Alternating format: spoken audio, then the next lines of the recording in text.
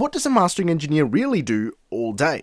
Most people think we just listen to music and that's it, and we master our records and call it a day. But sustaining a career that's lasted over a decade with thousands and thousands, actually over 6,000 projects underneath my belt, it takes a whole lot more than just doing the projects itself. So today I'm going to walk you through everything I do throughout my days, throughout my weeks and months, from producing really great masters to my client service, how I stay consistent and also grow my business. And by the end of this video, you'll see the systems I use daily that you can apply in your own studio life. You can steal from this a little bit, learn, maybe make suggestions if you think I can improve some stuff as well, because I'm always open to change. So let's go through these pillars. The first pillar is making amazing masters and the things I do to achieve that.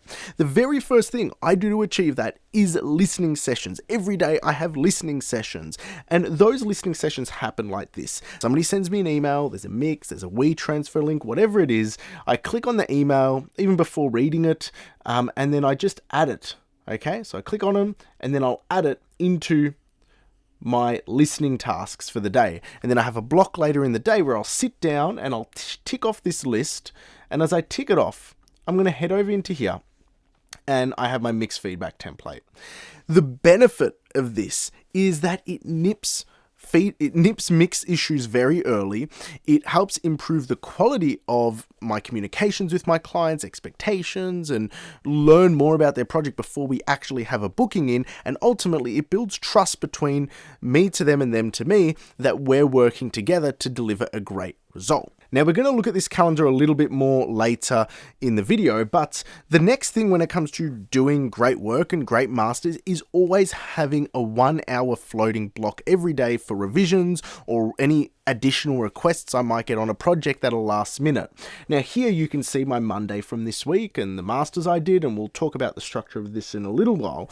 But here you'll see I've got some time to spend doing work for this channel for YouTube and also developing stuff for the Panorama Academy where I have my courses.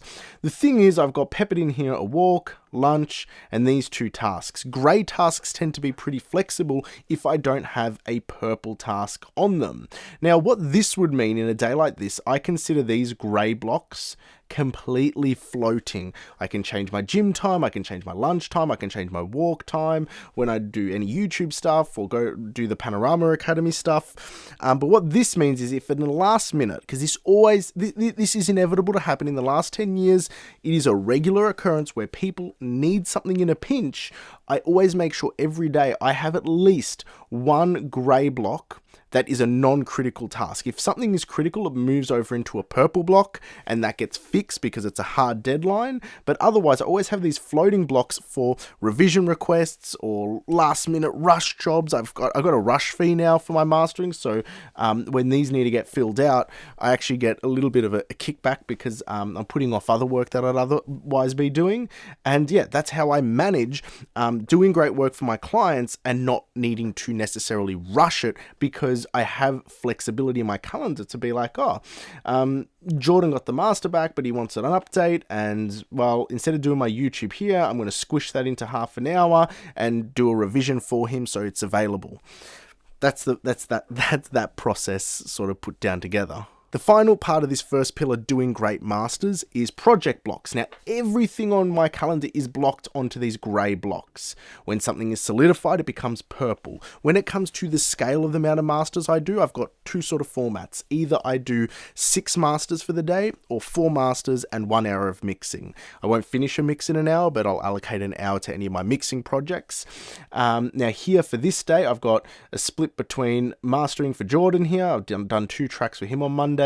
Eastside did some work on his mixes. I actually have multiple mix updates I was doing for him, so I just allocated an hour block for that. John and AG, another 2 masters. So that's a 4-1 split. If you rewind back to like 2021, 2022, I used to have 8 to 9 blocks I would master. So I'd master 8 to 9 tracks a day, and it was not sustainable. And for me, I've gotten to a point in my career where I want to focus on the quality of the work, not necessarily the quantity. And the quality is really important for me because if I don't have these time blocks allocated and I'm trying to squish everything into a day to get everything out, quality suffers, and I don't want that. I want the luxury of being able to work on a master, press pause, go have a coffee, freshen up my ears, come back, maybe do a few different masters, as in like do one all analog, do one all digital, combo the two of them. I want that luxury in my work so I can produce the best result. And also this keeps it sustainable because I don't have any pressure on my back with like a fully condensed 8 to 9 track a day calendar. This is pretty loose. I've got a lot of freedom. I can like stretch this out. I don't want to do YouTube today. I want to just spend extra time on this master. I can do that. And that's sort of like the beauty of my structure for the day. It allows me to have great quality work on the output and maintain a sustainability long term without burning out. Now we're going into the second pillar, providing great service. Now this starts every single morning. 4:30, I'm up, I'm on my emails, and I'm doing the following thing. I take all the emails from my inbox, okay, and I move them across to a alternate inbox called emails end of day. I go to all my receipts or accounts work where people are requesting invoices or have payables or whatever it might be. I need that one, I need that one, and we're just going to move that into, again, emails end of day. There's some other stuff I've got to attend to there as well. I go into my project folder, and I know I've got to attend to that, so I've got to attend to these guys, and we're going to move that into my emails end of day. And what ends up happening is I compile all these unread emails from the day before and the night before. It goes to my emails end of day, and from that 4:30 to 5 o'clock window, I'm going through each and every one of these emails and allocating them, because in Gmail you can allocate tasks, add to tasks, and I'm allocating them to one of my task lists. Either I need to listen to something, I need to produce an invoice, or send out a booking information to a client, or I need to follow up on a project. So what I do is I go through each of these emails, respond to them, allocate a task for myself to do. And what this means is, because I'm batching it all into the morning, I don't touch my emails for the rest of the day.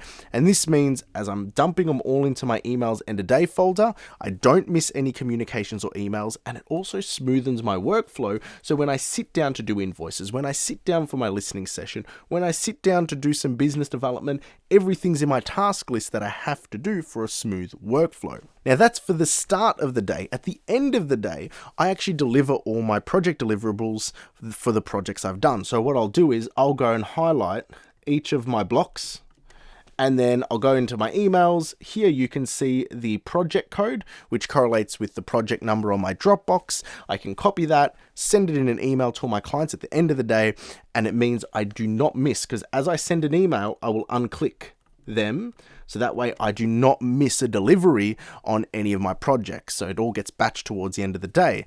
Clients get predictable, timely service, so they know if I'm mastering it on that day, when the day finishes, they're getting the email. The next part of my day when it comes to servicing clients are meetings, and here's my framework. I send out this calendar invite link where I've got 15-minute blocks peppered through here. That calendar, when they book something here, links directly with my Google Calendar, and then it also schedules a meeting on Google Meets. Now with that, which is beautiful, is Gemini is taking notes for me, and all the information from our call, our conversation, our meeting gets logged in a drive here from Gemini, and then I can use that to then relay summaries and information from our meetings, or even use it as notes for when I'm entering a mix. If I forget something, I can quickly go over our meeting notes and have everything in front of me. The results of this is with this tool here, the Google Meets. It's easy to schedule, and then also having Gemini record these meetings and compile a summary or note of the meetings means I don't miss anything. I'm always listening attentively, but my brain will focus in on certain things I'm concerned about or my clients discussing with me, and sometimes there's some nuance I might miss. And I'll give you an example where this worked really well. I was mixing one track for a client, and in the meeting we were talking about what we need to do for this mix, and they, in passing during this meeting, must have, because I can't recall this, I am paying attention, mind you, they mentioned something about sending me stems for another 2 mixes, and they needed these done ASAP in a week. Lo and behold, I would assume I would remember something like that. I didn't, but Gemini actually picked that up. So when I went to give him a summary email of the meeting and I pulled up my Gemini notes, I'm like, wait, we have a deliverable due at the end of the week? thank God I picked it up because I let them know, hey, looking forward to getting those stems on Tuesday. I had a block on my calendar on Tuesday I left open for them, and I didn't miss it, which is really important. A quick pause here for that. If you're seeing how much of this job is about systems and communications, not just EQs and limiters, you're going to love my free Studio Growth Challenge. It's where I break down the exact workflows I use daily to stay organized and keep clients happy. You can grab it down in the description below and join it straight away. It's 5 emails directly to your inbox day after day, and just great drip content and invaluable information for you to implement into your studio life. Now, the third pillar of my day at the studio is my consistency and staying consistent, and that starts with your lifestyle discipline. Your sleep and routine is critical. I'm at bed at 10:30 p.m. I got to go to bed in 4 minutes right now, so I got to smash out this video, and I wake up at 4:30 every morning. And that gets me to do a whole lot of stuff throughout the day. I've got good energy off that sleep, and I can keep it moving. With that energy, we sit at our desks all day, so I make sure at some point I get out to the gym for the day, and I do not eat carbohydrates. I try to avoid carbohydrates at all cost because it spikes your insulin, you get slouchy and tired, and you snack on shit and you feel crap. I'm not trying to do this as a nutritionist or a health guru, but basically good sleep, exercise, good food. My sort of pillar of my mid morning is kidney beans, tuna, eggs, cheese. All together in a bowl, mix it up, eat it. It's great nutrition and it keeps me healthy. As well as that, if I'm sitting at the studio all day, you betcha I'm scheduling a 30-minute walk in, and then you pair good sleep routine, exercise, food, a 30-minute walk with a lot of caffeine, which I don't think is very healthy, but it keeps me moving. It results in energy to get a whole lot done. The fourth pillar is growing the business. And this all comes down to networking and problem solving and building a community around you. One of the things I do is I'm very active in my peer groups. The Music Producer Engineers Guild, next month, they're at the Synth Temple. Every month, they've got a focus group, even if it's virtual, where we're all getting together as communal professionals, producers, engineers, songwriters, the whole crew, and we're just connecting. And that's really healthy to build community and build rapport and try to provide value for those around you. So the better they do, the better everybody does. So there's that. Part of a lot of private groups with developers, with other creators, with other engineers and producers and different cliques, and we all help each other out in those. And also on the first Friday of every month, I've started something here with a small group of engineers and producers where we physically meet up at a cafe and we go, hey, let's talk about what we're doing. Let's talk about our goals. Let's help each other out. And that's what we do. That's the peer side and community side. In terms of expanding outwards, you've got your networking. And every Thursday, I reach out to new contacts for studio visits, to catch up with people, to build relationships. I get a lot of that sort of connections, new connections from just looking at the liner notes of projects I've worked on to create those new connections. Like if you look at all these releases for this particular month, well, this wasn't all the releases for the month. There was about 40, but here's an Instagram post with a carousel, and you can see all the different producers, all the different mixing engineers, everybody who was a part of these projects. I make it my duty on Thursdays to reach out to these people, congratulate them for their great work, to thank them for the opportunity to be a part of a team with them, and connect on a genuine level. And that's all part of good relationship building, and having done that over the last decade, it's provided me with so many amazing opportunities, and that is something I'm doing daily as a mastering engineer. The final one is problem solving, and this is something we have to do daily in the studio on sessions, but also in the way we approach our systems thinking and everything we're doing around our sessions in the studio to make sure that things continuously maintain, grow, and serve us as engineers. We don't want to be stressed trying to fix our Dropbox links or the way our email's working or the way we're communicating with the client. Or if we've got issues, we want to nip them in the butt before they even appear. basically.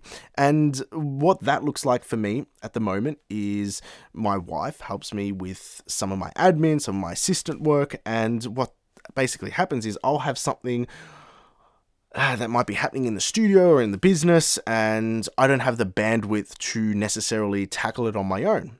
So I'll go, well, in order for me to tackle this problem or this challenge, I need to know X, Y, Z. I'll task her with the task of understanding that information or gathering that information or passing that information for the key things I need to be aware of. And then we'll have a meeting, we'll go over it, and then we'll create an action plan.